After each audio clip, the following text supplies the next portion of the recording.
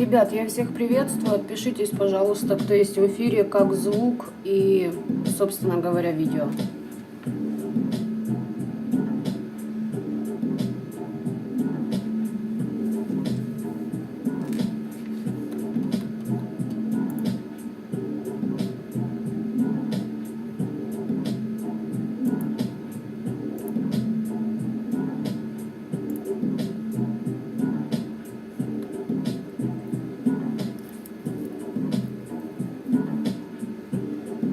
Добрый день, Юлия. Звук супер. Отличненько. Благодарю за обратную связь.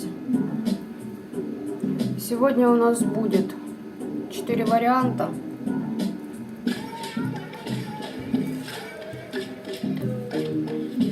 Вот примерно в такой последовательности.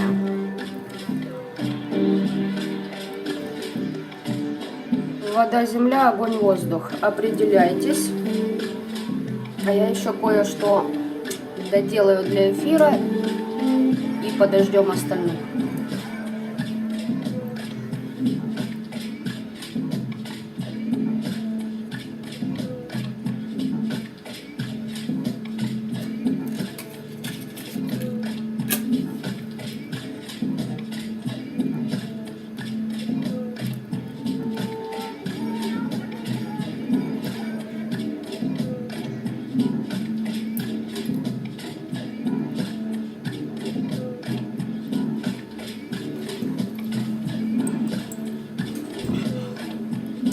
Добрый день всем, кто в эфире. Можно ли два варианта, если два ритуала делали? Здесь чистки, либо, короче, кто что делал, здравствуйте. Не суть важно, кто и что делал. Если делали 4 ритуала, пожалуйста, на каждый вариант, только по стихиям определитесь.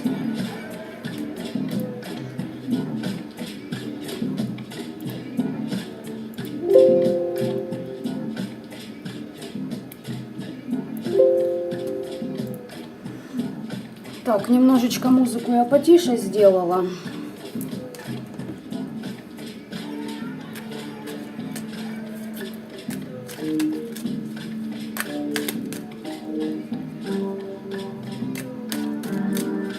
Как у вас, ребята, последние недельки дела?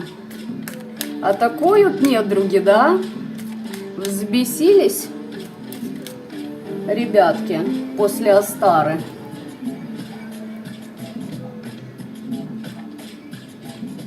Вы как сами держитесь?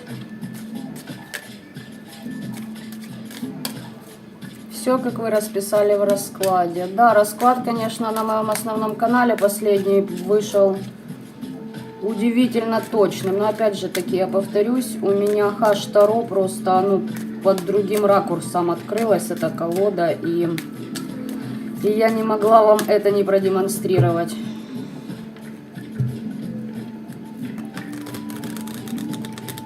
Наверное, буду почаще ее использовать. Какую тематику будет показывать в потоке, то и будем смотреть, потому что она реально копает очень глубоко. Держимся. Да уж. Нам только это и остается. Итак, я думаю, ребят, вы уже определились. Из оракула теней хочу 3 карты на каждый вариант. Опять же таки, для того, чтобы фокус поймать.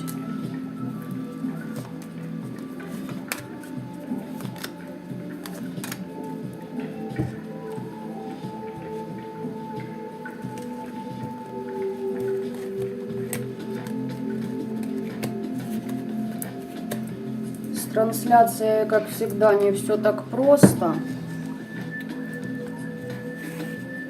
От чего-то я взяла очень много колод карт. И, видимо, их нужно использовать, собственно говоря. Поэтому я сейчас пока буду подготавливать их. А вы можете еще настраиваться и выбирать варианты.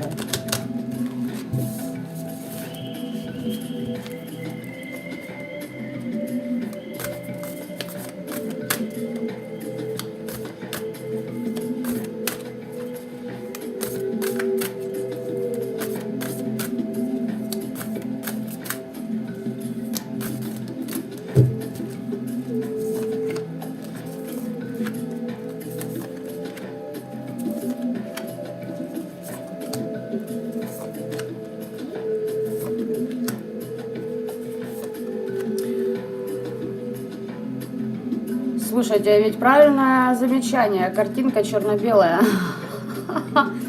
Первый вариант. Стихия вода. Голубой цвет. Второй вариант. Стихия земли. Зеленый цвет. Третий вариант. Стихия огня. Красный цвет. И четвертый вариант. Стихия воздух. Ну, прозрачный белый цвет.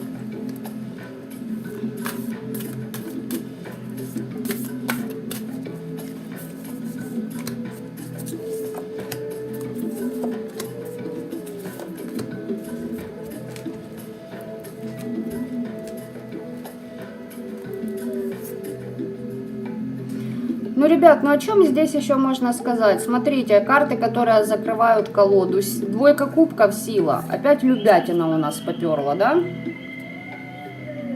Давайте так, если не любятина, значит отношения. Будем обобщать, потому что любятина уже порядком поднадоела.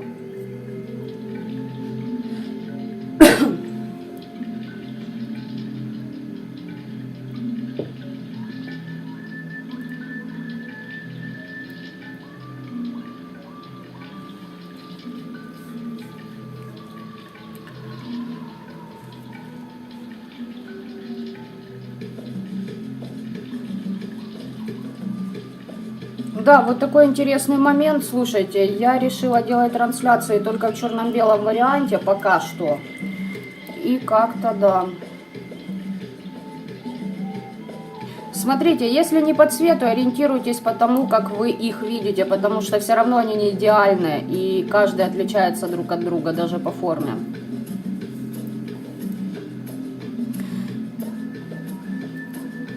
Оксана Белобровка, держимся. Ну да, нужно не просто еще держаться, нужно, как говорится, и дать трандулей в ответочку. Что ж только держаться.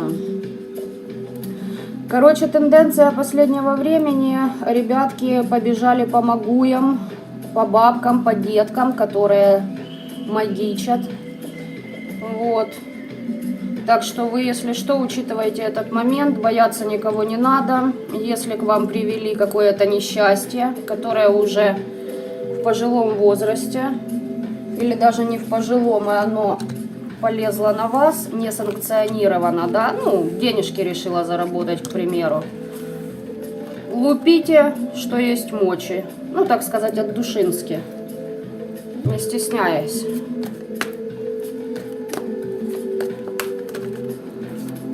У вас в любом формате трансляции крутые, потому что вы крутой мастер. Благодарю вас за комплимент. Стараемся. Вообще работаю с потоком, поэтому тут главное... Да тут дофига, если честно, чего главное. Да, это и кодекс, и постоянно ловить свои трансформации, соответствовать и гнуть себя. И не проламливаться на всякие, знаете... как бы их назвать так правильно, заковырки, которые недоброжелатели подкидывают. Вот они, допустим, делают, и в ваше пространство автоматом начинает подтягиваться какая-то белиберда, да, из общества. Тоже такой, знаете, урок на вшивость. Пройдете, не пройдете, поведетесь, не поведетесь, как говорится. Это тоже так, знаете, как его назвать бы правильно, заметки из последних нескольких недель.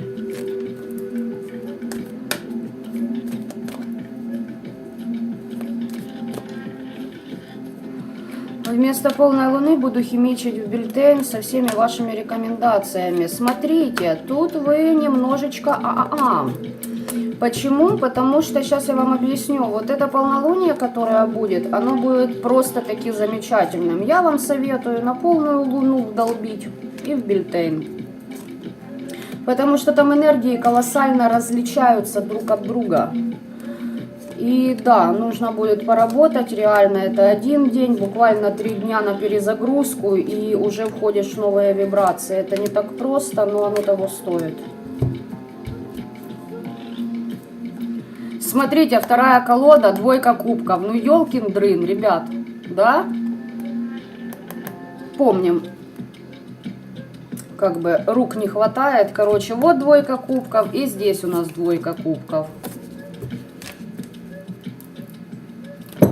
Так, Тут еще и 9 жезлов. Сотрудничать с вами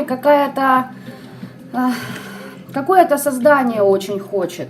Крайним образом вы интересуете человека. Я так предполагаю, что, скорее всего, ваш ресурс этого человека интересует.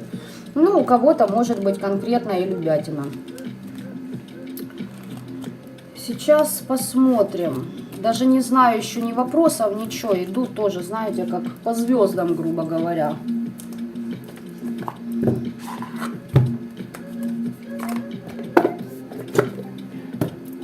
Так, если что, буду уточнять этой колодой, почему этой даже тоже без понятия. Ну, посмотрим.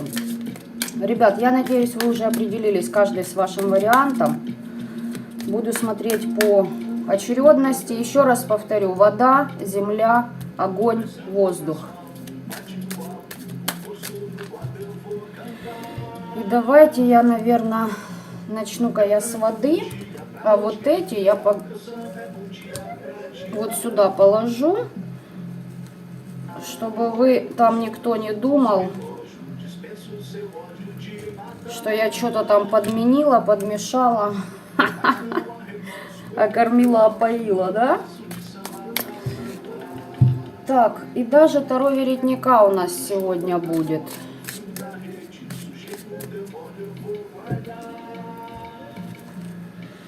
Ну что, ребят, стихия воды.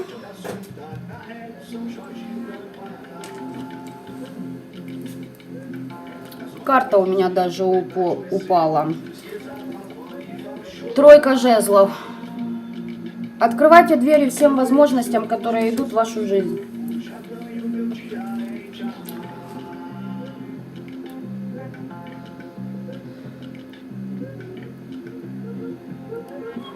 Я такой точной считки еще не видела. Засвечу, благодарю, спасибо за совет. Во благо. Оверлорд или Амон. Так, поехали. Стихия воды. Как прошел ваш ритуал?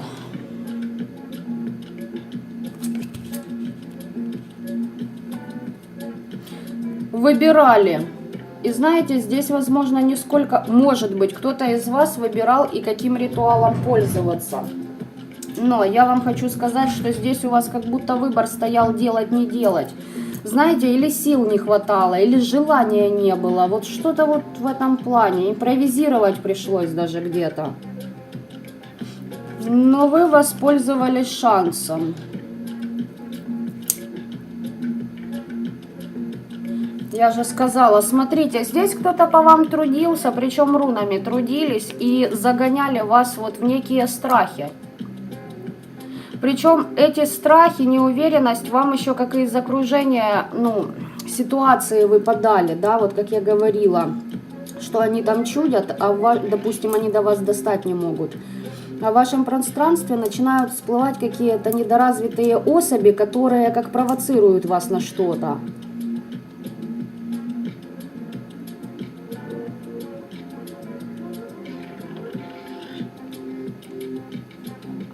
Тут нормальный такой скачок кто-то сделал. Почему? Потому что благодаря определенным нападкам в вашу сторону, которые привели вас к этому ритуалу, вы как изменили свое сознание, свои взгляды.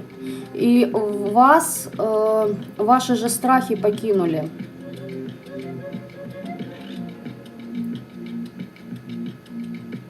Здесь что-то в ритуале было нестандартно. Вы чего-то добавили от себя. И смотрите, тут ситуация с вашими недоброжелателями, ребят. Во-первых, кармическая. Да, заезженная такая фраза, но могла вообще вот эта белиберда длиться не 1 год. У кого-то даже десятилетия. Вот это вот войнушка.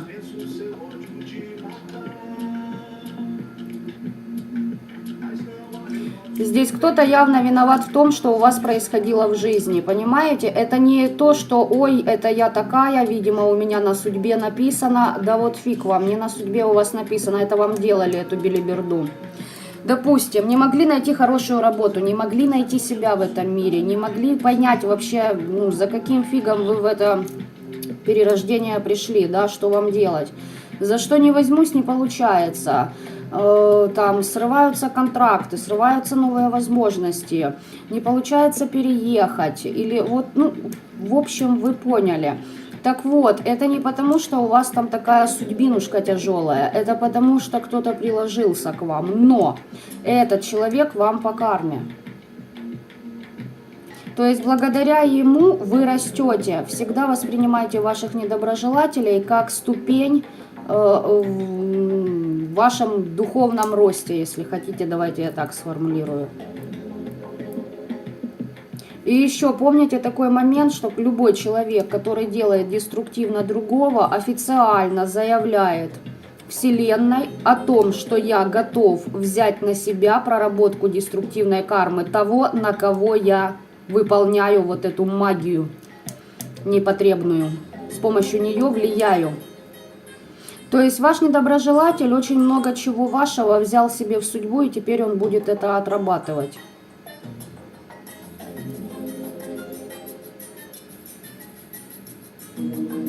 Понимаете, тут так интересно. Мне кажется, что кто-то считает, что вы должны ему. Или же на самом деле кто-то, вот ваш недоброжелатель, должен вам, но он считает, что это вы ему должны. Хотя это он не додал вам энергии, внимания, не было вот этого взаимного энергообмена в правильном ключе. То есть сколько вы вложили, столько и в вас.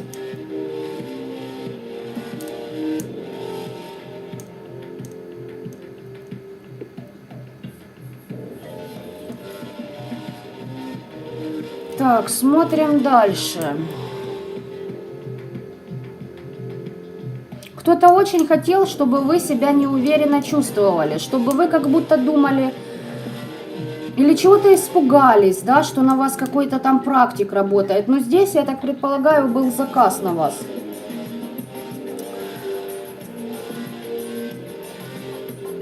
И хотели, чтобы вы прям боялись действовать.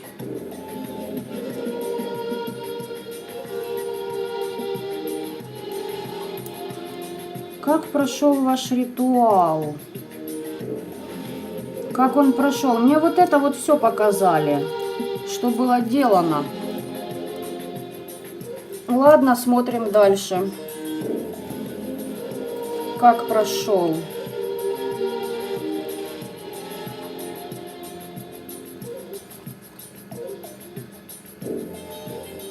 Ну, вот вам, пожалуйста, и как прошел. Кто-то вас высаживал на эмоции, хотел, чтобы вы о ком-то думали, о чем-то думали, вспоминали, сидели, вот знаете, в этом вот варились, в эмоционалке, чтобы у вас какие-то разочарования были. Но в итоге вы от этого ушли. Причем здесь вас пытались ограничить в выборе. Вот явно какая-то дрянь не хотела, чтобы вы запускали весь свой потенциал. И тут по таким энергиям, понимаете, это не ваш недоброжелатель. Вот я вам серьезно говорю, здесь был заказ. Здесь какая-то упертая стерлядь. То есть вот таким методом воздействуют только практики. Они бьют по психике, по психологии, если хотите. Бьют на ментал, в определенное место. Кое-что подсаживают там. И потом, пока вы варитесь в этом, на вас накидываются программы, понимаете? И вот здесь вы, или сейчас я узнаю точно, или же вы в начальной стадии, да, сдернули эту программу, или немножечко посидели в ней, а потом сняли. То есть от эмоционалки вы ушли, то есть вы проживали эту ситуацию. Кстати, кто-то мог подбухнуть, но в пределах разумного. Если кто из вас подбухнул в пределах неразумного, значит, делайте выводы, по какой причине, допустим, может, вы вообще давно не пили, и тут, опа, выстрелило у вас, да? Это неспроста. Если кто точечно, знаете, так, прибухнул, сделал выводы и пошел дальше, окей. Если вы, допустим, ну, не точечно, а затяжное у вас было, так сказать, оздоровление, да, исцеляющими водами, 40-градусными, и у кого там что, я не знаю. Вот, тогда делайте выводы, почему так. Но я вижу, что вы уже ушли. Так, начальная стадия, и которая у вас уже легла. Нет, здесь на начальной стадии, ребят, вы сняли это. Вот этим ритуалом, что вы делали, вы прям сняли. Хорошо у вас пошло. Вам еще тут пытались связь с родом перекрыть. Но знаете как? Не то, чтобы перекрыть, а чтобы вы как будто не хотели их слышать, видеть на ментале, на астрале, общение с ними проводить. Короче, чтобы вы не поднимали свои вибрации, не развивались, не росли.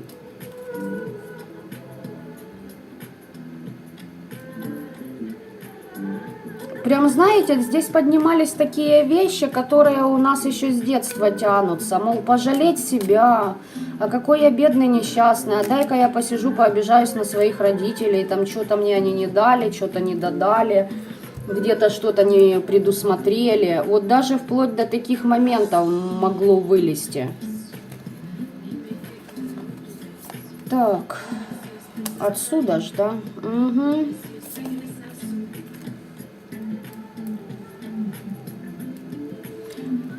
Три человека по вам работало, это раз. Вызывали темных, это два.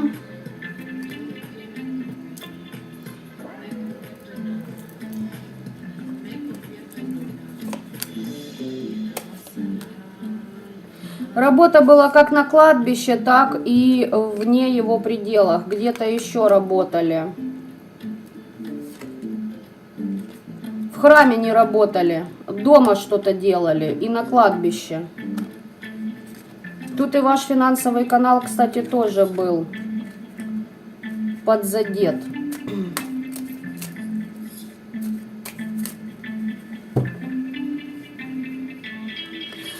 И знаете, что они хотели? Чтобы вы разочаровались в том пути, который вы для себя выбрали. Кто практик, у кого, допустим, есть тот же свой YouTube-канал. Или же у вас есть люди, которых вы ведете, вы им помогаете, с которыми общаетесь. Возможно, у кого-то это даже работа. Кто-то из вас каким-то образом помогает другим людям.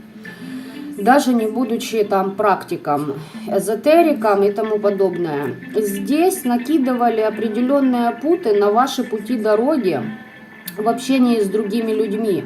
Особенно общение, которое приносит вам деньги.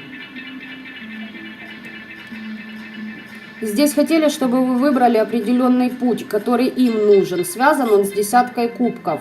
Я его уже, в принципе, описала, чтобы вы в воспоминаниях сидели, да, в эмоционалке своей томились, а вы от этого ушли. И у вас, кстати, в последнее время, если ритуал был там, ну, я не знаю, бывает такое, что, опять же таки, ребят, в зависимости от вашего уровня, от вашего мастерства и тому подобное. Есть момент, когда ты делаешь ритуал, он срабатывает меньше, чем через 24 часа, уже видны результаты. Бывает и дольше, бывает еще меньше времени.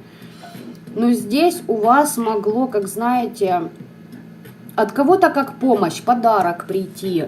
Либо же наоборот, вот сдвиг с мертвой точки пошел. То есть у вас общение с людьми пошло.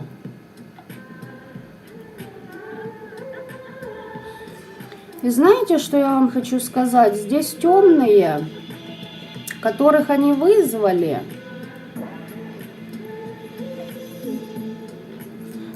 смотрите, тут не для каждого, наверное, будет этот вариант, ребят. Давайте так, вот один вариант я описала, да? Теперь для таких уже практиков, которые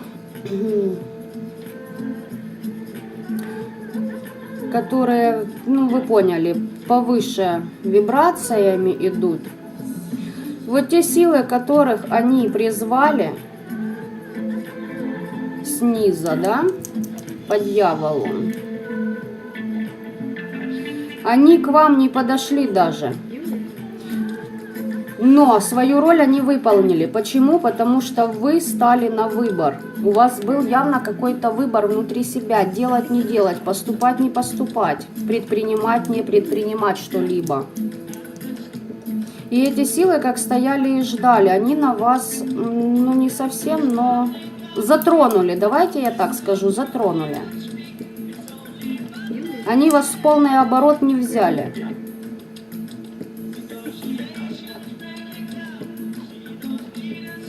Еще по своей практике могу сказать такие моменты, что бывают программы, которые подсылаются, а программа просто не может, понимаете, она связана договорами с недоброжелателем, да, но к вам она не может подойти из-за ваших вибраций. Ее как разрывает. Но здесь еще есть такой момент, как то, что вы можете договориться. Опять же таки, нужна подготовка, нужны знания. И когда ты договариваешься с этой программой, ты ее как бы пропускаешь в свое поле, она якобы выполняет вот то, с чем ее прислали, не нанося вам урон. Она как бы и свое выполнила, осталась свободной, но если правильно сыграть по тактике, эту программу можно оставить в своем пространстве для того, чтобы она при желании и при возможности работала с вами. Скажу вам честно, я в шахматы не играю, не умею я в шахматы играть. Но вот по жизни, особенно вот в таких моментах, я вот очень даже нормально таки просчитываю. Так вот здесь у вас есть такая возможность, или у кого-то была. Если не побоялись, могли посотрудничать и выйти на новый уровень. Еще момент для некоторых. Если не все у вас так радужно, как я описала, будьте осторожны в том пути, который вы избираете и с кем вы будете сотрудничать. Возможно, были моменты, когда вас пытались спровоцировать на неблаговидное сотрудничество, где вас бы обманули, обхитрили, обдурили, ну и тому подобное.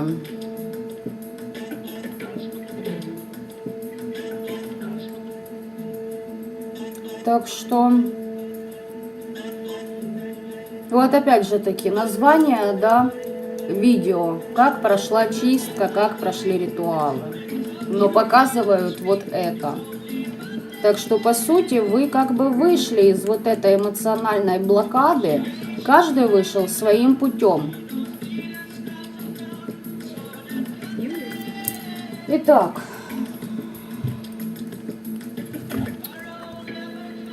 Тут такой вариантец интересный, конечно, интересный. У вас как переход произошел.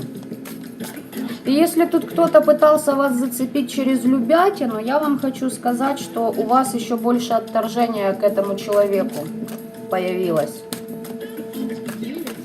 Так вот, допустим, вы вспомнили о каких-то там былых отношениях, либо партнерстве. И вроде бы давно это уже все было и былью поросло, но у вас, вот знаете, как взбрыкивает что-то. Такие мысли вот начинают вылазить, о которых ты уже и забыл думать. Так вот, это защитная реакция организма на то, что этот человек нападает на вас. И таким образом ваши охранцы, давайте я так скажу, дают вам понять, что от него нужно держаться подальше. Обычные люди это называют, ну просто вспомнилось и там бзиканул. Нет, это не так. Это защитная реакция вашего организма. Вот так вот. Итак, все-таки на Таро Веретника, как прошла ваша чистка, ритуал?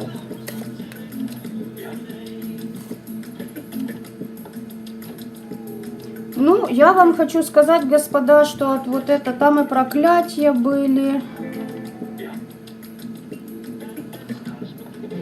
Но дело в том, что это все вы не просто почистили, вы еще и вдогонку накинули сюрпризов. Ну, то есть здесь с братом работали. И тут я вам хочу сказать, что вас довели до такого состояния, что вы уже взбесились. Прям, ах, ёб твою ты мать. Ну, на, держи тогда. Вот что-то в этом роде. По стихии воды, по первому варианту идет.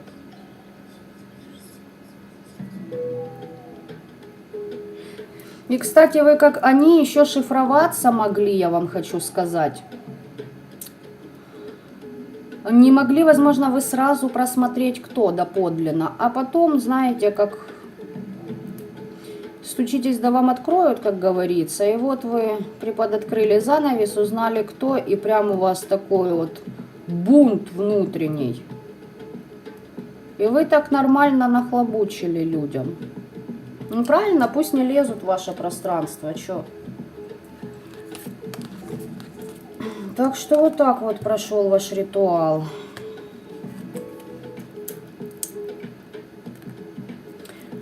И смотрите, я собираюсь уже убрать, и у меня идет информация для тех, кто занимается влиянием на волю другого человека. Здесь у людей был выбор, делать или не делать. Они не понимают, что они должны отдать свои долги и отработать. В первую очередь они должны это сделать, потому что все это делают, так Вселенная устроена. Они этого не понимают. Там человек сам оказался в плену своих чувств, чистился, но не закончил на этом. То есть здесь у человека был выбор просто себя почистить или же пойти на поводу у какого-то магуя, возможно, там предложили: давай-ка еще мы там накинем или что-то сделаем. И получилось в итоге, что теперь у него замечательные события будут происходить с коллективом, обществом и социумом. Вот так вот. Теперь его сам дьявол будет вести по определенным дорожкам, чтобы тот начал, как говорится, отстреливаться, что он и кому делает и заказывает. Я не знаю, я честно вам сказать, я поражаюсь таким людям. Почему? Потому что это насколько нужно не любить себя, чтобы вот столько времени тратить на других. Хотя можно было бы потратить это время на то, чтобы себя по вибрациям поднять. Ну, а если ты сидишь и ты реально должен этой вселенной, ты знаешь, что ты набокопорил, ты поднасрал людям. Ну, извини меня, надо ж как-то понимать, что и дань за это будет. Вот так вот, первый вариант. Даже во сне видела этого человека. Кстати, про сны. Эти люди последние, вот со старой, я вам могу сказать, вот со старой реально могут очень часто сниться вам, в вашем пространстве как бы быть.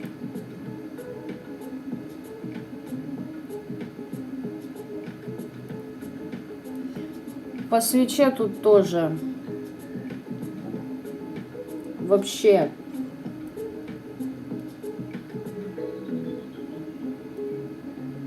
смотрите, я не знаю, есть ли у вас доступ к этому недоброжелателю, у него очень большие душевные муки. Так, стихия земли у нас на очереди. Вот так вот. Стихия земли. Кто выбрал, смотрим, как прошли ваши ритуалы. Свеча в шоке. Нет, если бы я вам показала от своего ритуала, что с моими свечами были, вот там даже я была в шоке. У меня такой билиберды не было уже несколько лет. Я же говорю, ополоумели ребята в последнее время. Очень им плохо. И понимаете как, не каждый же из нас такой, становится перед зеркалом и говорит хотя бы сам себе, глядя вот в зеркало: ну, блин, вот там и вот там я говно. Надо что-то с этим решать. Не нужно бежать в храм и кричать: Боженька, прости меня. У Боженьки свои дела, ребят. Ему, честно сказать, как-то... У него и так все под контролем. Вы попытайтесь изменить ситуацию с теми людьми, по отношению к которым вы поступили неверно. Это называется иметь яйца. То есть, да, находишь человека из прошлого и просто с бухты-барахты: привитос, слушай, я там как дерьмо себя вел, извини меня. А все остальное это уже его карма. Ну, нормально отреагирует, окей. Отреагирует как мудак, ну, значит, человек проходит свои трансформации. Значит, он сейчас, ну, отрабатывает то, каким же были вы по отношению к нему, допустим, в прошлом. У него свои обиды. Итак, стихия Земля. Как прошли ваши ритуалы?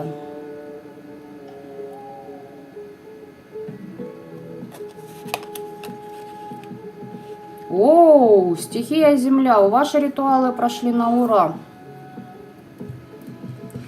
И здесь вы прям понимаете, что благодаря практикам, тем, которые вы совершаете, вы поднимаете свои вибрации и уже начинаете видеть реальный результат своих усилий. Они вознаграждаются. Вам еще какие-то новости могли прийти, либо придут. Здесь как будто периодически вы либо что-то повторяете из ритуалики, либо этот недоброжелатель к вам в пространство пытается влезть. Циклами какими-то идет.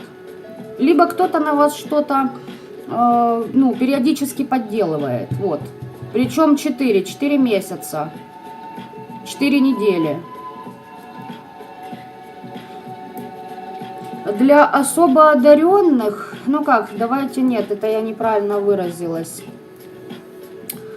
По сути дела, да, вы одарены очень многим. Здесь на вас может вести, знаете, какая ритуалика? По лунным циклам. Сейчас объясню. 1, 2, 3, 4 четверть Луны. Не просто новолуние, полнолуние, убывающее, растущее, а именно по четвертям. Почитайте, что это означает, и сработайте на опережение, короче говоря, это вам подсказка такая. По сути, вообще вы получаете очень много каких благ. В первую очередь от своей интуиции. Здесь даже вот как для девочек, ну, это понятно, что ваша женская, как бы, магия здесь проявлена, но и для мужчин здесь женская энергия. Здесь помощь от рода по женской линии идет. Мамы, бабушки, прабабушки и вглубь туда.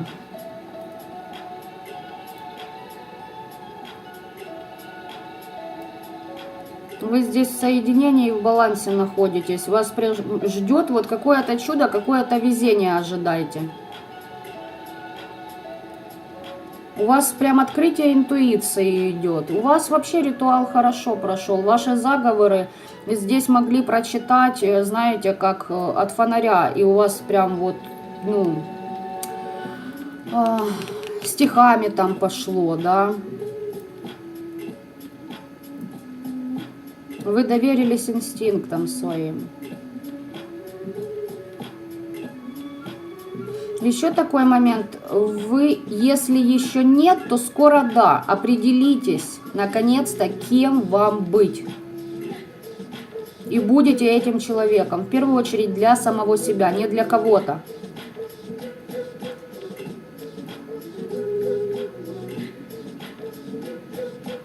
Через огонь могли работать. Вот здесь реально четко по тематике, которую я изначально давала, да, что вот как прошел ритуал. Вот здесь видно, окей, прошел ритуал. Ну,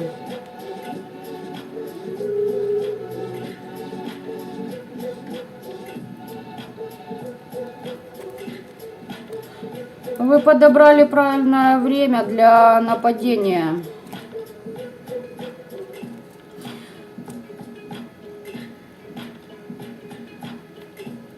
Здесь люди конкретно атаковали. И у вас все классно получилось. Еще здесь сотрудничество с темными. И не из рода.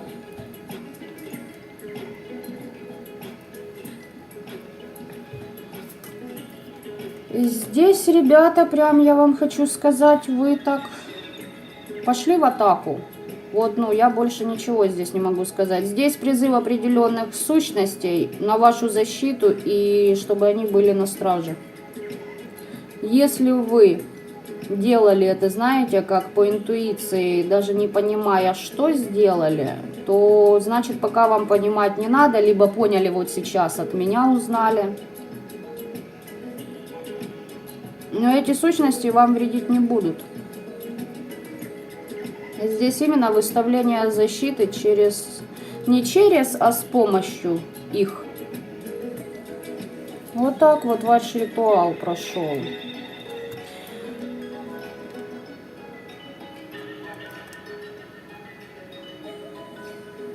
Вот по стихии Земли реально показывают, как ритуал прошел. Не дать, не взять.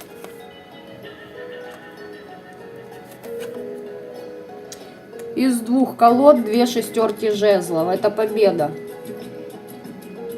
Здесь на вас атаки были серьезного толка. Вы прямо в депрессиях могли сидеть. И всякие ситуации по жизни были.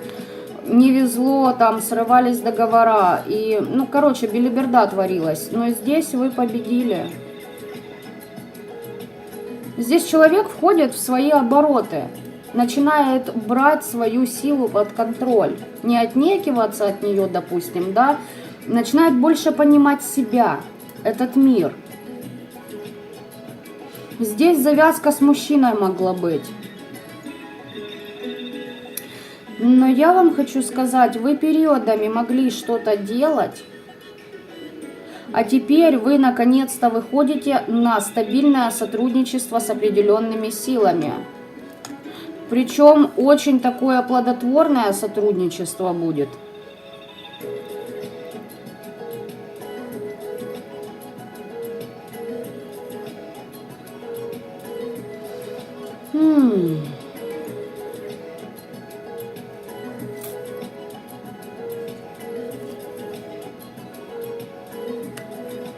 Не слишком быстро, конечно.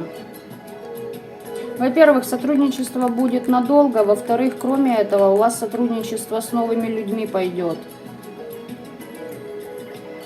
То есть здесь уже, понимаете, если так разобраться, да, там жезлы мечи, а тут появляются уже пентакли. То есть по деньгам, смотрите, тоже подъем пойдет. Здесь идеально прошли. Если кто еще в процессе, ну, значит, вы выходите из вот этой цикличности, когда на вас вот подделывали. Помните, я вам сказала еще по этой карте, циклы идут. И вот колесо фортуны выпадает, циклично.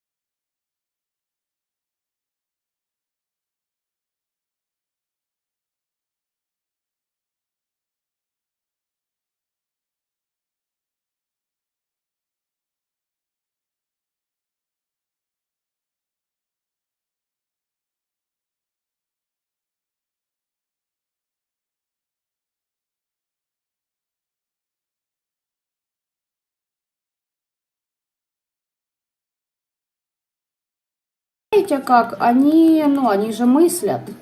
Они принимают решение и отправляют вашему недоброжелателю. Короче говоря, там на голову у него влияния будут огромные. Он в каких-то зависимостях будет. Кто-то даже сбухается из них. Там по 6 чакре будут очень бить. И вот эти, которые на вашей защите, отдают ваших недоброжелателей на... Знаете, короче, канцелярия более высокого плана, которые будут прям вот... Короче, ваши сообщают ниже, вышестоящим о том, что вот такая белиберда тут творится, надо с этим разобраться. И, собственно говоря, начинают разбираться. Очень через голову большие влияния. Я могу сказать, что здесь может что-то даже, вот какая-то травма головы может быть у человека. Вот так работают ваши ритуалы, ребят. Здесь хорошая защита. Но здесь еще нужно работать. Здесь у вас еще путь только открывается, все только, как говорится, впереди. Много чего еще будете узнавать, открывать в себе и для себя. Так что вот так вот, стихия Земли, я вас поздравляю. Здесь прям, знаете, как молодцом. Очень хороший расклад. Тут уже мне показали прям детали ваших защит.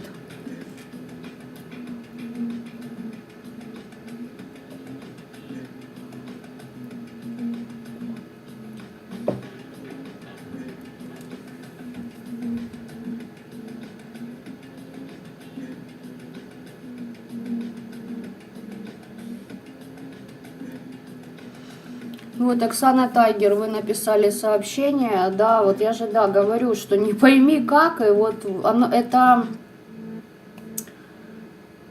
Когда вы находитесь в правильных энергиях, к вам подключаются правильные энергии, понимаете?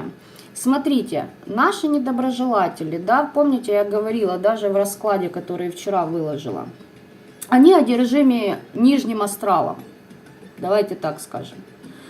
Когда вы находитесь в покое, в процессе поднятия своих вибраций, в прорабатывании себя, да, короче говоря, в правильных энергиях, к вам подключается как нижний астрал, так и высший, но нижний астрал именно вот в этом контексте, когда они с вами могут сотрудничать.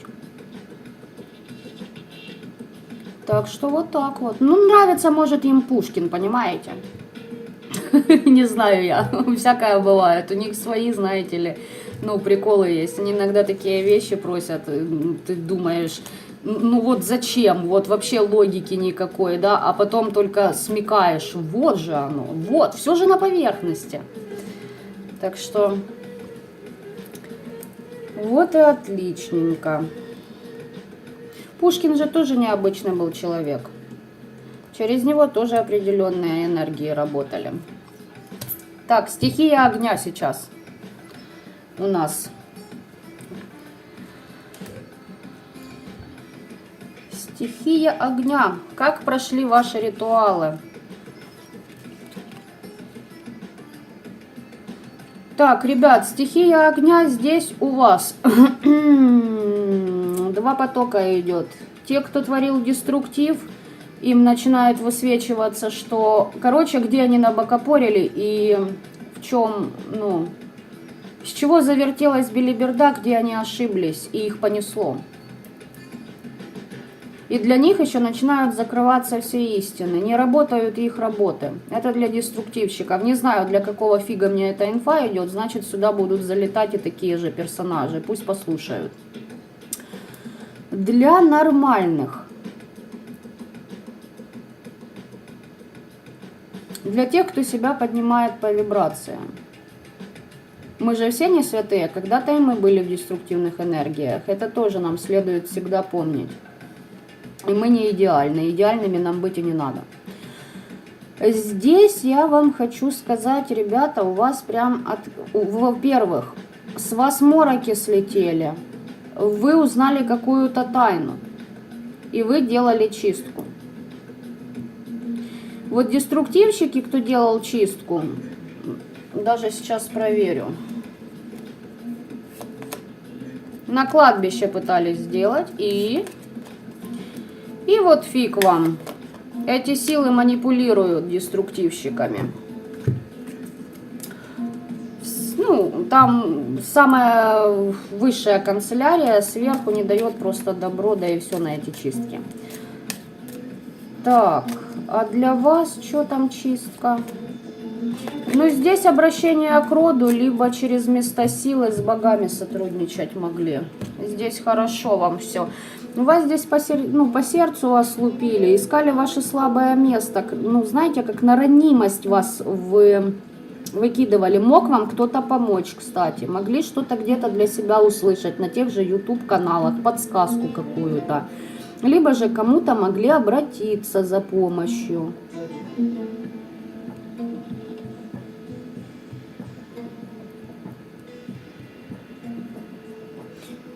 Но я вам хочу сказать, что здесь еще проработка на гордыню у вас была. Почему к вам вот этот деструктив прилетал? Проработка гордыни.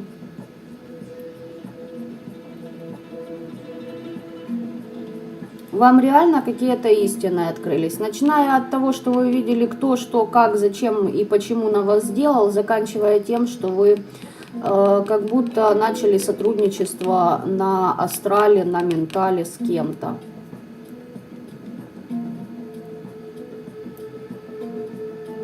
И здесь идет заморозка, знаете чего? Вот этого деструктива всего. То есть вы остановили его, почистили себя, сняли вот эти мороки, оморочки, самообмана здесь было много. И у вас как обнуление полное по стихии огня.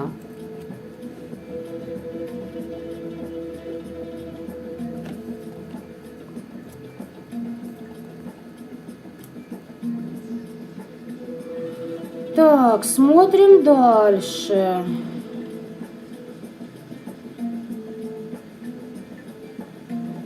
Очень интересно, как прошел ваш ритуал.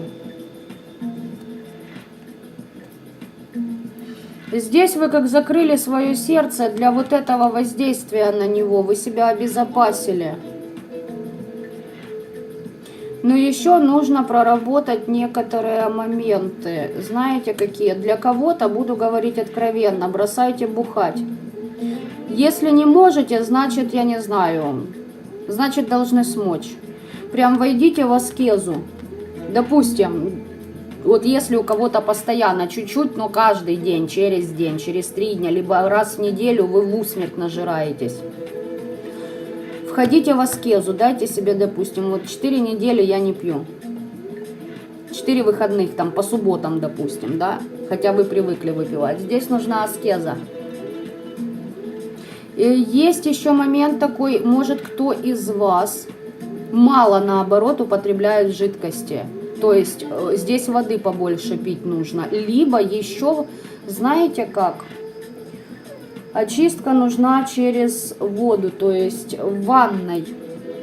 Кому-то в бане вообще будет замечательно. Но здесь вот берете соль в ванную и, собственно говоря, чиститесь.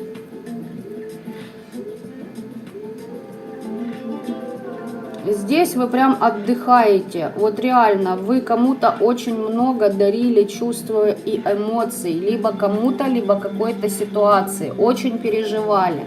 Много переживали. И вот теперь это завершается. Вы как будто на стадию, знаете, такого вот анабиоза входите. Это сейчас, ну, результаты чистки. То есть не думайте, что вы там деградируете. Даже если вы, если вы не пьете, вот у вас состояние такое, как будто вы в невесомости. И не понимаете, что происходит и в этом мире, еще не видите, что в том параллельном, да. То есть тут не нужно паниковать. Это сейчас замена энергии происходит. Вам нужно реально просто лечь, занять позу тюленя и медитировать. Ничего не видно на медитациях, значит, стараемся из своей башки выкидывать навязчивые мысли. Просто смотрим в пространство в темноте. Я не знаю, что хотите, вот лежите и отдыхайте.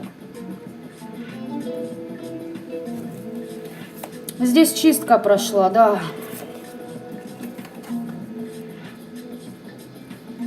Здесь нападки могли от бывших быть.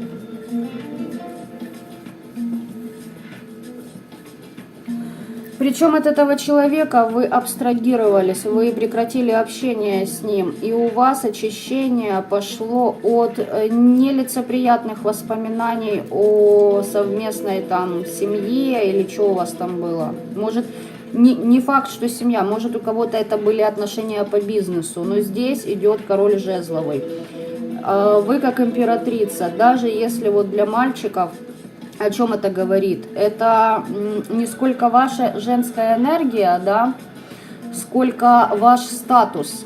То есть вы могли работать и реально приносить результаты, не только денежные, но и еще какие-то. Энергии много. Вы знаете, вы как нянечка. Мама, которая нянькает всех. Это ты сделай вот во столько, ты вот там, вот так, так, так. И в итоге в конце месяца мы получаем офигенный результат. Вот типа как прораб на стройке, только вы по жизни для всех так. И вот здесь такой момент, что кому-то после чистки вот придет человек для совместной жизни. Но смотрите еще момент там по жезлам. Правильно выстраивать отношения нужно с человеком. Не факт, что это ваша вторая половина. И ваш спутник по жизни. Может просто какой-то кармический быть. То есть здесь не нужно на амбразуры быстро кидаться. А то получится, что из одной, знаете, проблемы вы в другую сразу окунетесь.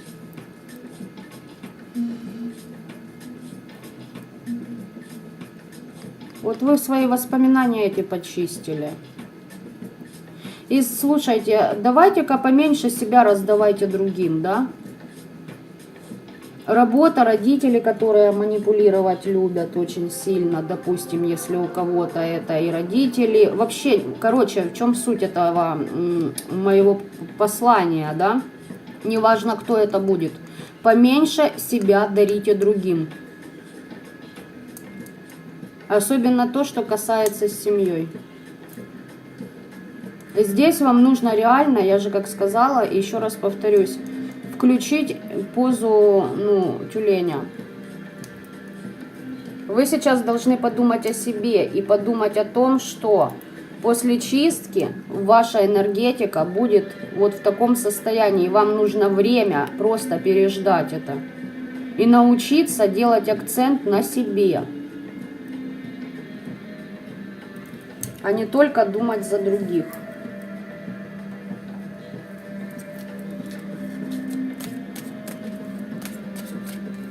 Так что вот так вот.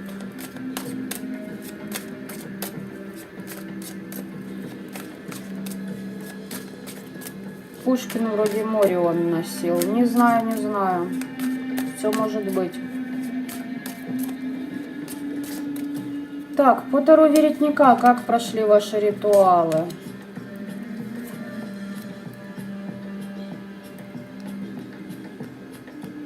Я же сказала, здесь вы прорабатывали, ребят, свою гордыню. Вот ваш партнер, кем бы там он и где бы он, в чем бы не был партнером, он зеркалил некогда ваше поведение по жизни. И здесь вы путь собственной надменности проходили, и предки вам помогли. Избавляясь от надменного партнера, хранители есть. Вот там жадный человек очень был. Вы и от своей жадности себя отучили, проработали эти аспекты. И много чего благодаря этому партнеру вы, прям обучились. Понимаете, обучились и поменяли себя. Глядя на него, вы поняли, кем не хотите быть.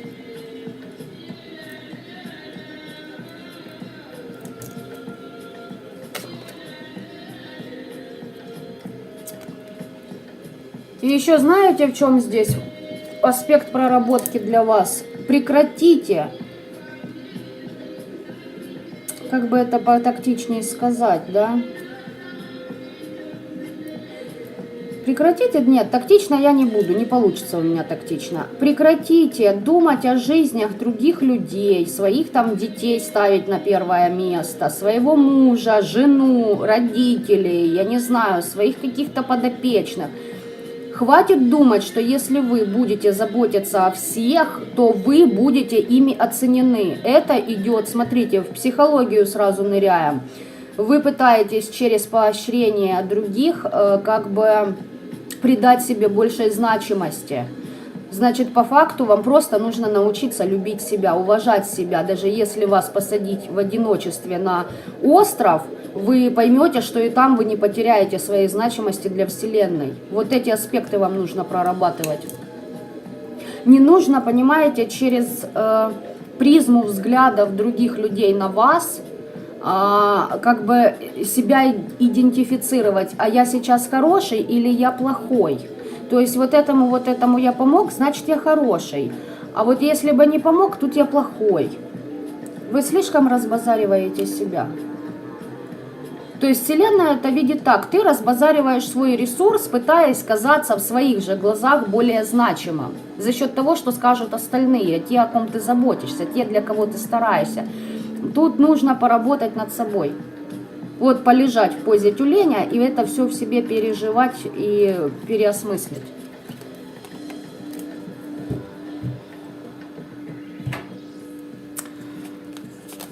Так что по стихии огня, думаю, здесь все более-менее понятно.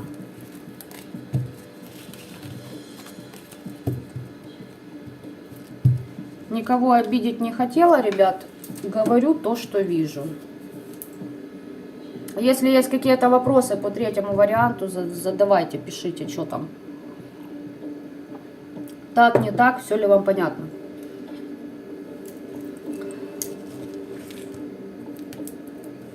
Стихия воздух, если что.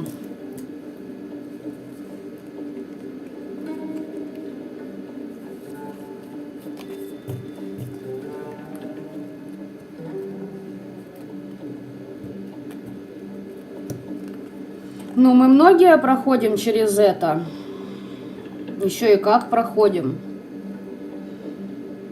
Вот этот момент сжирания себя. Ну, это становление. Каждый себя жрет. Думаете, наши недоброжелатели себя не жрут? Нет, они забивают это чувство. А любые эмоции и чувства нужно не ограждаться от них, а подпустить к себе, принять, пропустить через себя, отфильтровать их, пережить и отпустить. Потому что каждая деструктивная эмоция, это считайте даже, ну, давайте я назову это энергией, сущностью определенного порядка. Они всегда будут рядом с нами, а мы рядом с ними. И с ними нужно уметь сотрудничать, и тогда и жизнь будет проще. То есть пережили, отпустили, все. Жизнь пошла дальше. Так что вот так вот. Ребятки, еще раз повторюсь. Стихия воздуха.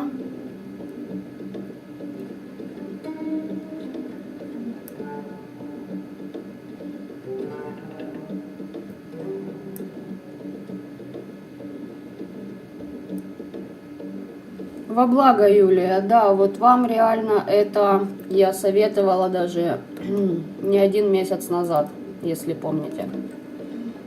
Просто вы подзатянули, и, видимо, вот то, что у вас было, вы писали в комментариях ранее, на той неделе. Вот это просто как последствие того, что вы продолжали себя разбазаривать эти месяца. Вас таким образом вот, ну, притормаживать пытаются.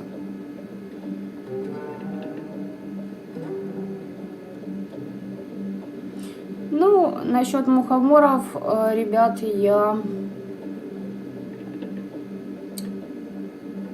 Короче говоря, я таким легалайзом не увлекаюсь. Я прорабатывала себя через силу воли, без вот этой всей так сказать, доп. Средств. Итак, стихия воздуха. Если вам, короче, помогает, окей, пусть оно помогает. Но главное держать баланс, границы. Придет время, и вам они будут не нужны полностью.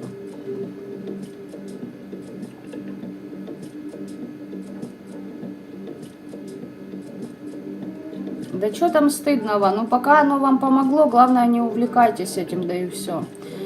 Помогло, ну и спасибо ему. Просто здесь нужно нервы в порядок приводить. Здесь нужно учиться отключаться, переживать, как я описала уже ранее, эту ситуацию любую и отпускать. Иначе можно сойти с ума. Или же сбухаться, снаркоманиться, скуриться, по бабам начать просто бегать, разбазаривать свой мужской ресурс. Мужчины думают, что бегая по женщинам, имея каждую, когда они захотят, они чувствуют как бы себя героическими личностями. На самом деле они сливают огромнейший потенциал. А потом, почему вот они умирают раньше? Ну, потому что живут, как, извините меня, шлюхи. Потому что здесь идет проработка на такой аспект, как вот эта похоть. Очень редко какие мужчины, глобально если взять, идут... То есть, короче, есть два варианта у мужчин выхода из стрессовых обстоятельств. Либо блядовать, зачастую так мужики сейчас и поступают, либо идти в горы. В монахи не обязательно идти, просто пойти в горы. Получается, повезет, езжайте в Тибет. Для мужчин Тибет очень хорошо помогает. Если нет, просто собрались с палаткой, упиздили в горы на 3 месяца. На лето, допустим. Поверьте мне, у вас жизнь перевернется колоссально. Итак, все-таки стихия воздуха. Поехали. Что у вас? Ух ты, ё. Ух ты, блин. Вау, вау, вау, вау. Стихия воздуха. Вот это классно, ребят. 2 потока для деструктива и для нормальных. Те, кто в деструктив что-то делали, ну вы должны были влезть в ту жопу, в которую вы влезли, дабы научиться кое-чему. Все, на этом с вами я заканчиваю. Это ваша карма, короче говоря, это ваш путь. Вас предупреждали, вы не осознали, влезли, хлебайте. Вам Бог в помощь, как говорится. Для нормальных я вам хочу сказать, что здесь кармический долг закрывается благодаря тому, что вы сотрудничаете с предками, духами вашего рода. Причем не с одним, и не с одним поколением вглубь.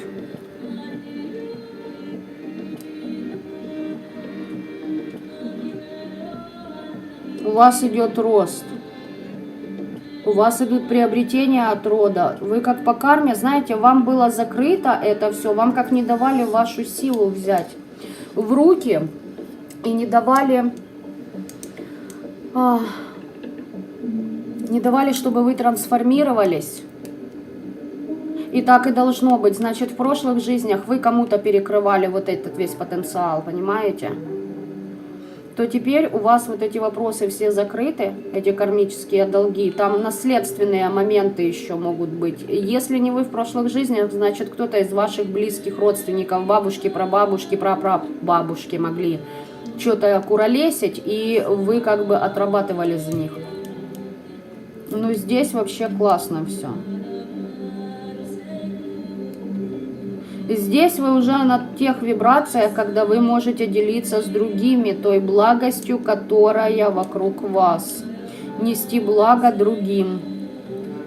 Уже с кем-то сотрудничать, вступать в союзы, да? То есть искать людей, которые созвучны с вашими энергиями и вибрациями. Если людей пока нет, значит здесь сотрудничество с родовой системой. Возле вас их очень много из рода.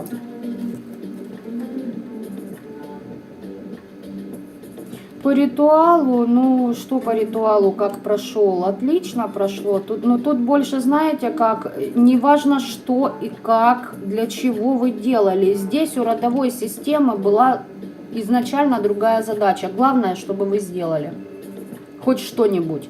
И они как будто короче, здесь вы перешли границу прошлого и вступили в будущее свое. Как будто вот перерождение, если хотите. закрытие любого кармического долга, да, в жизни каждого из нас, получается так, что у нас идут обороты новые. Я сейчас не говорю о тех людях, которые там втемяшили себе в голову, что если они не несут за кого-то ответственность, то у них все теперь, все только лучшее впереди. И вот от этого вот деструктива я даже не учитываю его. То есть здесь четко и конкретно, вот так, как я описала, здесь закрытие кармических долгов. Все, считайте, что у вас вот этим ритуалом, что бы вы там ни делали, можете отмечать эту дату. Это ваше второй день рождения. И никому об этой дате не говорите. Просто каждый год систематически радуйте себя в этот день, чем хотите. Вот прям дарите себе все, что вы хотите. Все. Имеете на это полное право. И знаете, как еще момент такой? Я сейчас еще уточню. Мне больше отдает вашей родовой веткой. Бабушка нет. Вот и прапрабабушки. Вот дальше туда. Вот что-то от них может тянуться. И понимаете, как вы еще... Как вы тянули этот долг по жизни? Сейчас я вам объясню. У вас были конфликты с людьми, с самим собой.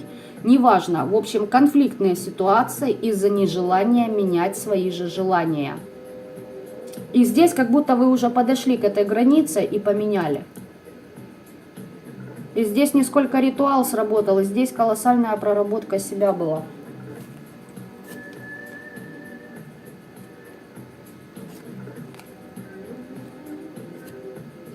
Ну вот, о чем. И вот здесь больше для мужчины падает. И понимаете, вот стихия воздуха, да, гребаные весы, я вечно забываю о них, что они ж на этой стихии. Вот я вам хочу сказать, что здесь для мужчин, вот по стихии воздуха больше для мужчин, вот как хотите. Если все-таки, девочки, вы выбрали этот вариант, значит, у вас такой склад ума, характера, ваша сила воли, потому что вы здесь, вот знаете, как все смогу, все сделаю и порешаю. И у вас, как вот понимаете, была некая несправедливость в вашу сторону. И вот это все теперь закрывается. Тут сам род вам туз пентаклей дает. Это основа жизни, понимаете? Здесь не только деньги. Есть вещи, поверьте мне, самые классные, дорогие. И те, которые приносят счастье, вещи за деньги не купишь. Такие вещи только может дать высшая энергия нам. Вот здесь для деструктивщиков, которые все-таки влезли, кстати, могли, знаете, как в ковен в какой-то влезть, да, то есть какую-то шарашкину контору, где его как будто чему-то обучают. Но это по карме человек должен это пройти, пускай варится там в этом. И тут он хочет с помощью вот этой вот деструктивной магии, короче, он считает, что все по несправедливости, хочет бабла себе, короче. Хочет со своего рода вытянуть все блага на свою шкурку переодеть.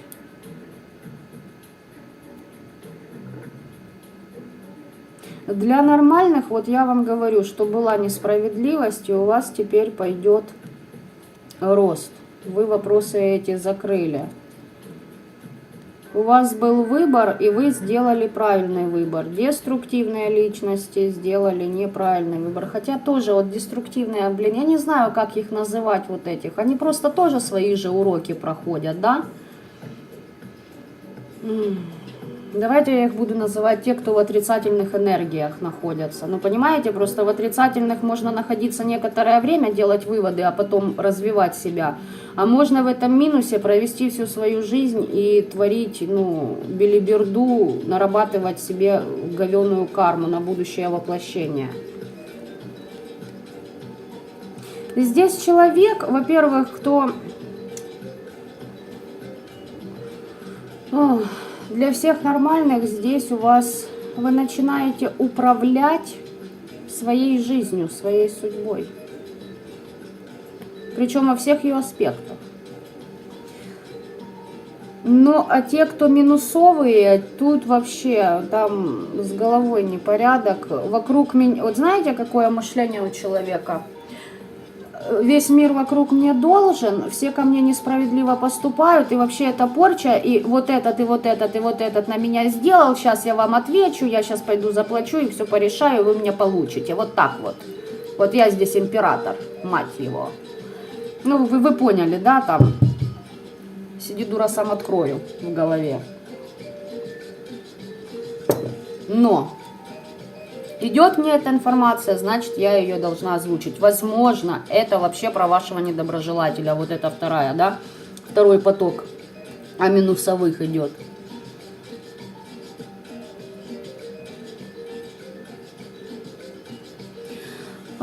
Аверлорд, почему вы так угораете с весов уже не первый раз? Потому что я прошла свои, так сказать, моменты с... Один из моих неугомонившихся недоброжелателей весы.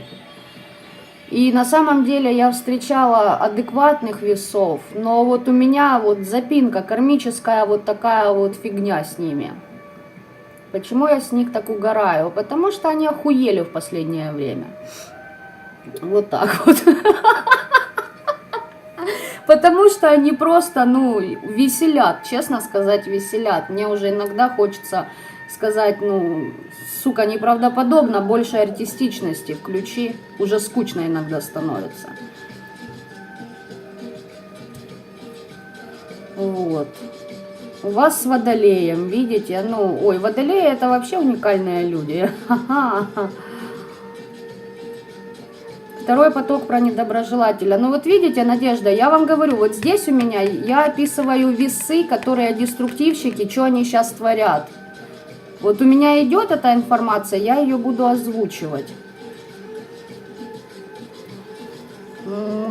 Овен, да? Вы Овен. И я Овен. Но я не совсем Овен. У меня там не все так просто с моим рождением, как говорится. Веселят не то слово. Девочки, вот серьезно, у кого-то, вот вы говорите, у вас с водолеями, может это и про водолея, да, то есть вы видите связь с вашим недоброжелателем, а у меня, ну вот весы, блин, ну чё, ну, надо же какую-то отдушину иметь. Что если они действительно веселят? Ну, знаете, вот смешно до поры до времени, до того времени, когда эти люди начинают приступать к границе такой морали, о которой лучше вообще не говорить. Я даже вслух не хочу это произносить, потому что у меня включится, у меня шторы попадают.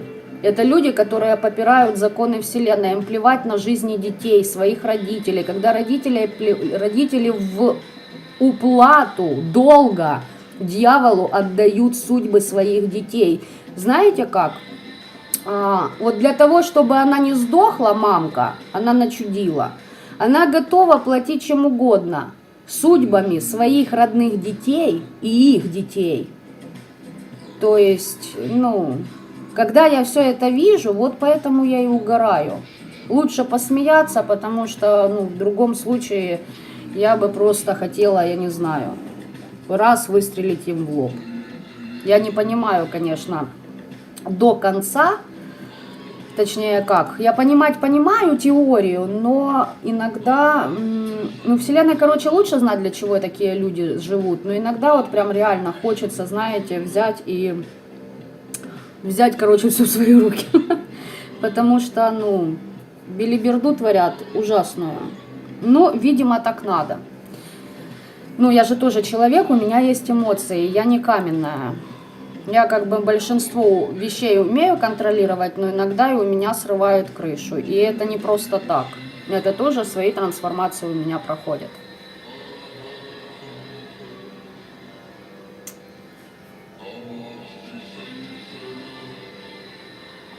Поэтому у меня весы, у вас водолей, у кого-то это будет овен, понимаете, на месте этих весов. Тут по-разному все может обыграться, неважно какой знак зодиака. Вообще знаков зодиака 24. Так что вот так. Итак, продолжим на воздухе, а то мы тут затранделись слегка. Две разных колоды, две двойки мечей.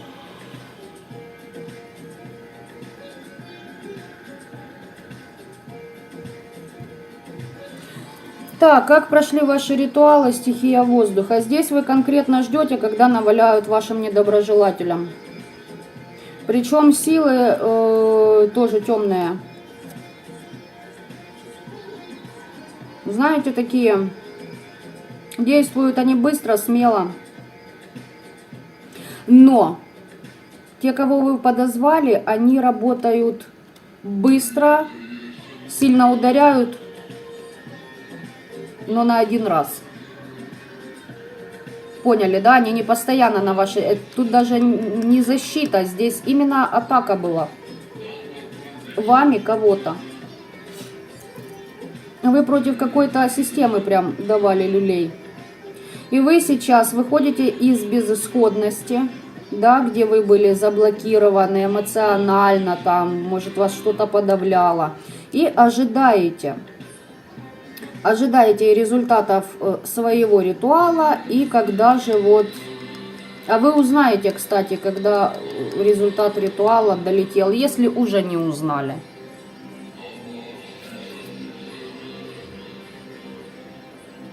Тут понимаете, как вы восстановили мир внутри себя по стихии воздуха. 4-й вариант. Здесь вы восстановили мир внутри себя. Или восстановите. Причем ритуал у вас был, знаете как, вот реально много чего использовали.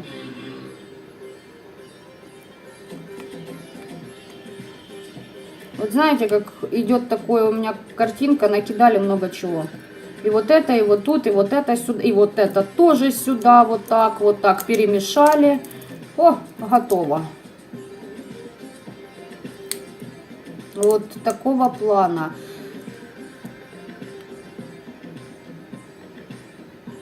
Ритуал прошел классно, род вам помогает, но вы четко сидите и ждете, когда вы получите новостей о том, как кто-то отгреб. Вот, ну вот реально.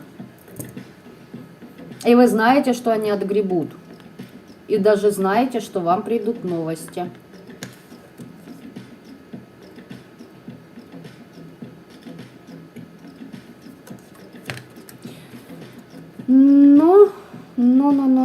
Но я еще хочу сказать,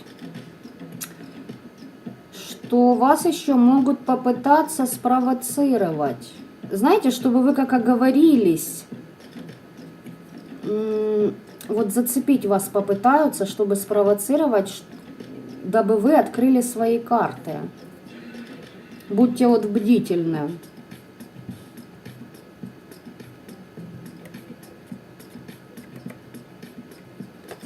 Так что вот так вот у вас ритуал прошел, стихия воздуха. Здесь вот люди вот прошли вот то, что я описала, да. Вопросы одни закрыли, начинают действовать как бы. Это одним идет, одним вот энергопотоком. И второй поток поменьше такой. Ну, дела делами, да, как говорится. А вот новостей о том, что пиздюль прилетел, я обязательно дождусь. Потому что очень хочется дождаться. И очень хочется, чтобы они сёрбнули.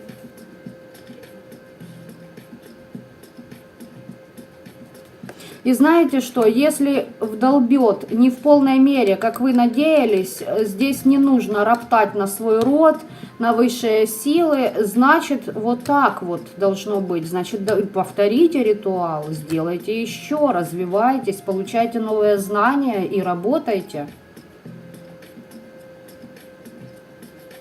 Но здесь, смотрите, вам нужно больше все-таки держать, чтобы вот такой перевес и был. Понимаете, вот здесь, да, вот первый ряд, второй, третий. Вот две линии у вас вот идет, да, в плюс, а одна идет в минус. Вот так, чтобы оно и было.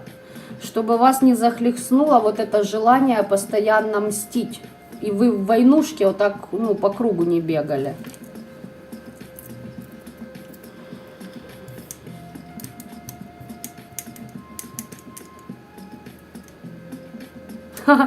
Очень хочется и дождусь, долбану еще. То есть, понимаете, повторяете для профилактики, но постоянно. но при этом продолжаете больше энергии вкладывать именно в свои трансформации, в свою жизнь, а не в то, чтобы там кто-то как-то расхлебался. Поверьте мне, они хлебают. Они просто много молчат об этом. А информацию можно получить очень хорошо через ясновидение, на ментале, на астрале. Об вот таких вот личностях, когда им прилетает. Бывают даже эти личности во сне приходят и начинают там рассказывать и плакать. Ой, как мне плохо и т.д. и т.п. Бывает и такое. И просыпаешься и думаешь, о, лягло. Понимаете? Точнее, ну как, это я прикалываюсь, конечно. Но ты понимаешь, что все, человек начинает свои трансформации проходить, что-то там понимает. Или же будет брыкаться дальше, но это его уже проблемы. Короче говоря, новости вы получите. Итак, на Таро Веретника еще посмотрю я. Ну, здесь ангел-хранитель у вас. Очень интересно.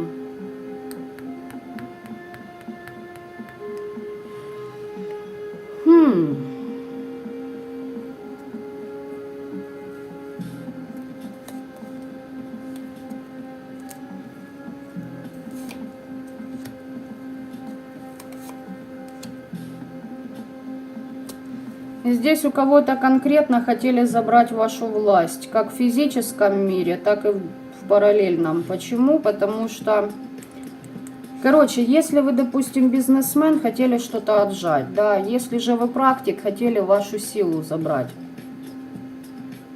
Но здесь стоит защита. И эта защита, это все снесла, вот эти воздействия на вас. Причем здесь, знаете как?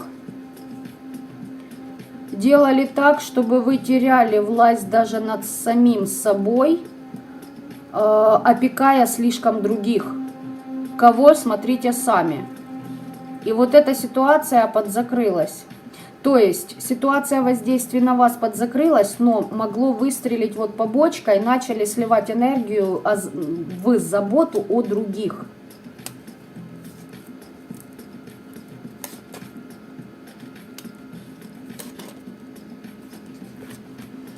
Понятно, вы кого-то хотите защитить, возможно, из ваших близких, может быть, из дорогих вам людей, может, там лучшие друзья, проверенные годами.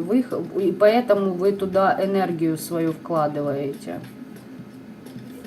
Так, ладно, с этим разобрались. Теперь у меня момент. Сейчас я дальше объясню, что здесь.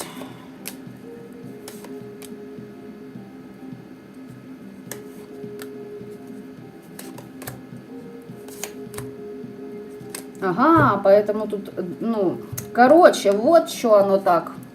Ребятки, вы здесь на себя неплохие мороки накинули, да? Молодцы, все правильно. Здесь вы чему-то обучаетесь, короче говоря. Поэтому я и смотрю, два потока расходятся. А понимаю, что один явно не наш сегодня. Здесь вы к кому-то обращаетесь за помощью, кто-то вам помогает. Опять же таки, ребят, смотрите, или же это ваш знакомый, с которым вы вместе там занимаетесь практикой, или же это просто на канале Ютуба вы нашли своих тарологов, своих там, да, так сказать, людей, вот вы послушали, и там вам чем-то помогло, это тоже может быть. А там, глядите, или же вы к кому-то обращаетесь конкретно, за помощью. Здесь у вас новая жизнь идет. Заговоры, те, которые вам советуют, очень хорошо вам подходят. Расплата вашим недоброжелателям валит полным ходом. Но вы еще стоите на некотором распутье. Вот вы закрыты от недоброжелателей, и, пока вы там закрыты, да, от них, вы обучаетесь, растете, идете вверх по духовным вибрациям, но еще вы как бы на распутье чего хочу посмотреть? На распутье того, что хотите податься своим искушениям.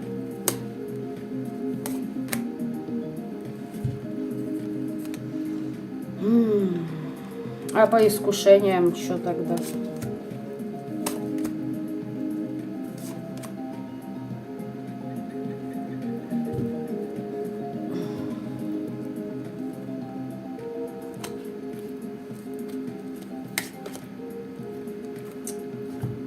Короче, смотрите, не свяжитесь с каким-то партнером, который будет с помощью, ну, короче говоря, прямо я буду говорить, либо через секс, либо еще как-то стягивать с вас ваши дары судьбы. Вы будете под зависимостью этого человека. Но очень хочется пойти в искушение. Либо здесь, если не партнерство по любятине, здесь может быть партнерство и другого характера, но неблаговидный человек. Вы прям как подсядете на его энергетику, понимаете? Как будете в созависимостях. А человек будет вами пользоваться, вашими дарами судьбы. И сразу будете замечать, энергия в минус, договора срываются, денежки остановились. Вот. И второй момент, куда вы там думаете, идти, не идти, здесь вы прям понимаете, что много придется работать, и еще вы уже прошли свой путь, но придется работать также усердно для того, чтобы определенные инстанции вас услышали, помогли вам исцелиться и дали достойный обрат вашим недоброжелателям и достойный приговор. Вот так вот. По вашему ритуалу.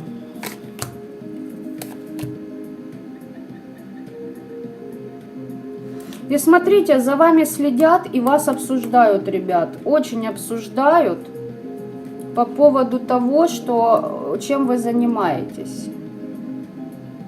Как в практике, в магии, в духовности, в эзотерике, так и в вашем бизнесе.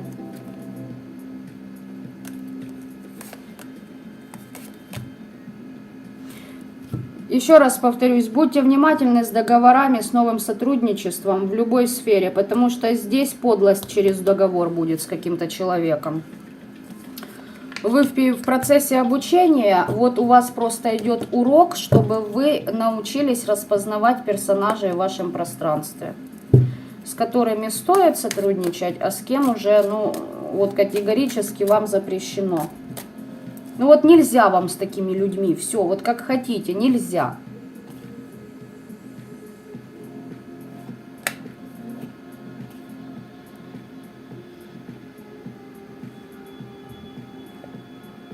Здесь, знаете, как высшие инстанции о вас думают, за вас что-то тоже беседуют и посылают вам вот этот урок. Мол, пройдет его, исцелится.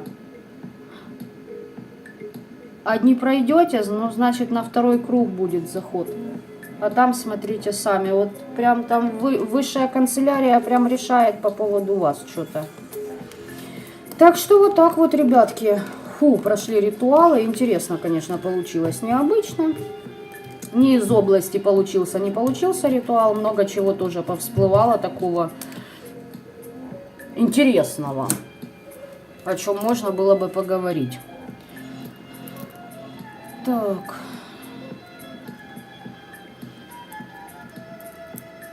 Ирина, видела во сне, как гадит и сплетничает. Очень совпадает. Да, я вот в начале эфира говорила о том, что за последние недели у кого-то, может, последние дни слишком обострилось. Вот во снах прям четко, они как ополоумевшие лезут, даже сами рассказывают, что они хотят сделать.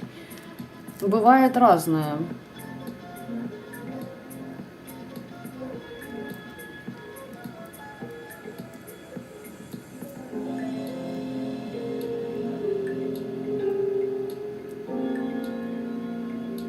Я в канцелярию копать не буду. Точнее, знаете как? Ну, для меня там все просто. Я же озвучила по поводу высшей канцелярии, что она думает. Пройдешь урок, исцелишься от какого-то кармического долга. А не пройдешь урок, пойдешь на второй круг. Давайте не на личном, а на примере. О чем это может говорить? Вы встречались... Вот, я так предполагаю, что парень пишет. Это я вот как раз к вам обращаюсь. Аверлорд, который. Надеюсь, вы парень. По энергиям вроде как бы да. Но я проверять сейчас не буду. Допустим, вот на вашем, не на вашем примере, но для мужчины в смысле.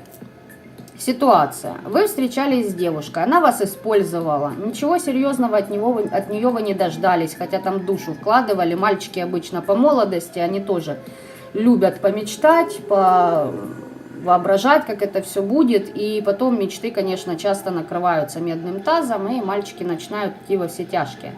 Если неправильно выстроены отношения, неважно, сколько вам лет. Допустим, вы сделали выводы, все, она там вам изменяла, ну, допустим, да, вот такая вот ситуация. Изменяла и имела вас и в хвост, и в гриву, и ментально, и астрально, и фигурально, и не только. Вы с ней расстались, прошли свои обороты, посидели, подумали, не кинулись там в постели с другими бабами, а реально посидели и проработали эту ситуацию, посмотрели на себя со стороны, на это все как бы. И тут вам встречается еще одна девочка. И вы с ней простраиваете отношения точно так же, как с первой. Вместо того, чтобы выстроить все по-другому и проверить сразу человека. Ну вот, пожалуйста, вам и второй круг. И этот второй круг может тоже длиться и годами, и десятилетиями, пока ты не поймешь, что это не твой человек. Вот эти бабочки в животе, это, ну, это бред, это не есть любовь на самом деле.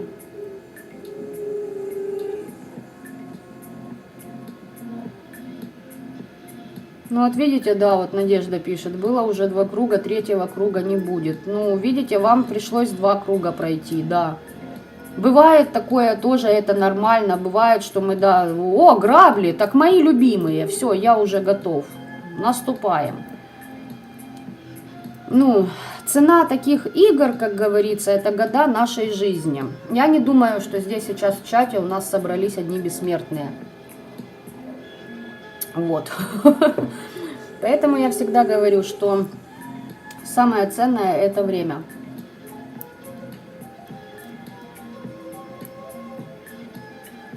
Кстати, по поводу снов, где снятся ваши недоброжелатели и манипулируют вашими, либо своими детьми, пожалейте. Это не ваша прерогатива – жалеть. Я всегда говорила и говорить буду. На самом деле люди прощать друг друга не умеют, и это факт. И я не боженька, чтобы прощать. У меня нет столько благости прощать. Боженька пусть простит. Всевышний точнее. Боженька бывает разный. Вот он и будет прощать. И если Всевышний понимает, что так правильно будет, вы думаете, что? Ну просто так убийства случаются в нашем мире? На это тоже есть позволение высших. Потому что все не просто так. Поэтому суждено их детям хлебнуть. Я считаю, что да, пусть хлебают. У меня, допустим, не существует такого понимания, жалость к детям людей, которые извините меня, на хуевертили. Знаете почему? А потому что на моего ребенка насмерть делали. Я жалеть не буду ничьих детей. Вот таких деструктивных личностей, которые бегают, творят, копают другим могилы, а потом жалуются, что пожалейте моих детей. А ты думал о своих детях и о их судьбах, когда вот то бежал и делал кому-то? Нет, вряд ли. Ты думал, что это по справедливости. Ты не вспоминал о детях. Вот прежде чем что-то сделать, надо подумать о своем ребенке. А как на нем это отразится? Будет ли он счастлив, или у него попадется, или у нее попадется ненормальный партнер, и в браке она 15 лет несчастлива будет? Допустим, я не хотела бы своему ребенку такого дерьма. Поэтому я контролирую каждый свой шаг.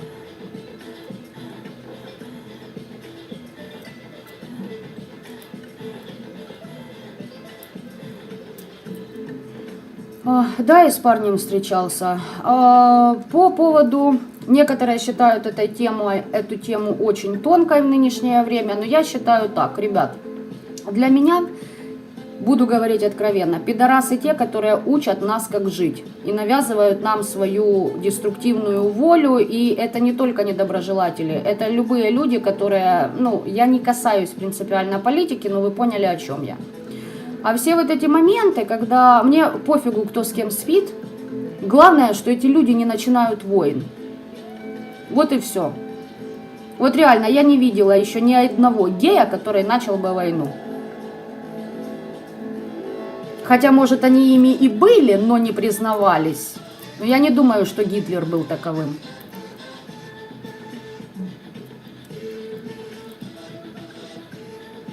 Нет, вы меня не смутили, я абсолютно нормально отношусь к людям, которые, ну, экспериментируют в этой жизни. Если кому-то нравятся мужчины и женщины, это полное ваше право.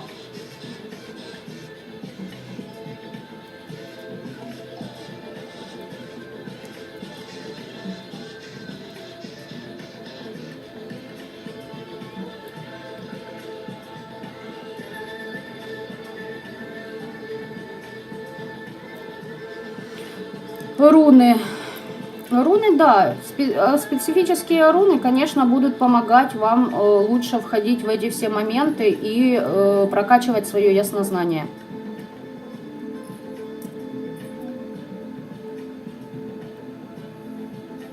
Кстати, вот написали, программу вкидывали через сны. Ребят, знаете, что я еще отследила?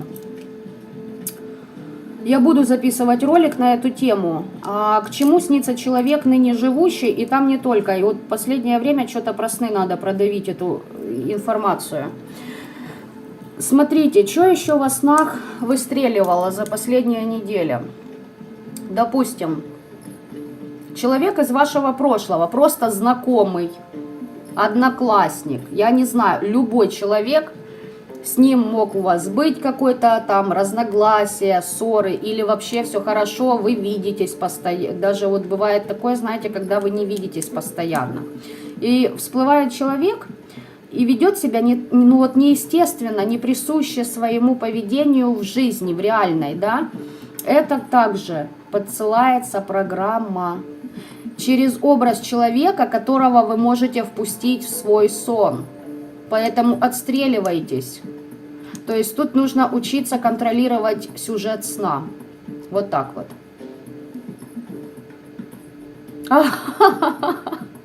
Вы супер. Даже если обосрете, вы просто крутая. Ну, знаете как, я стараюсь не обсирать. У меня нет задачи обосрать кого-то. Просто говорю, что думаю. Может, я даже когда-то за свои мысли, высказанные, ну, в открытую, и умру. Я не исключаю один из таких вариантов своей смерти.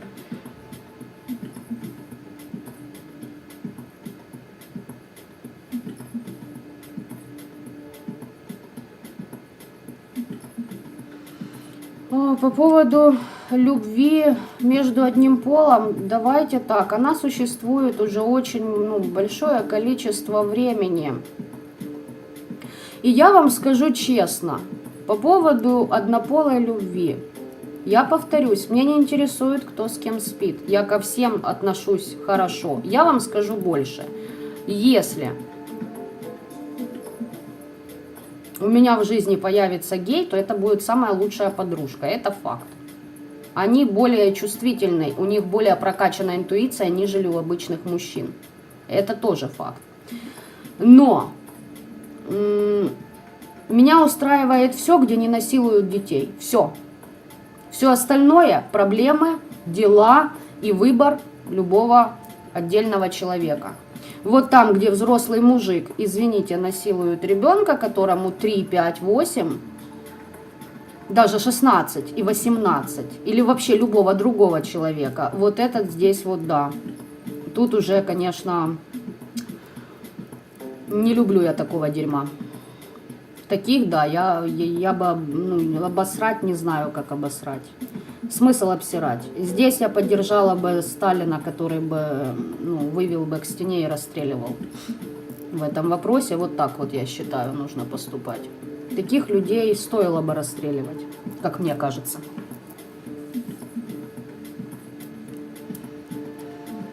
Меняет ли это что-то код жизни? Я не знаю.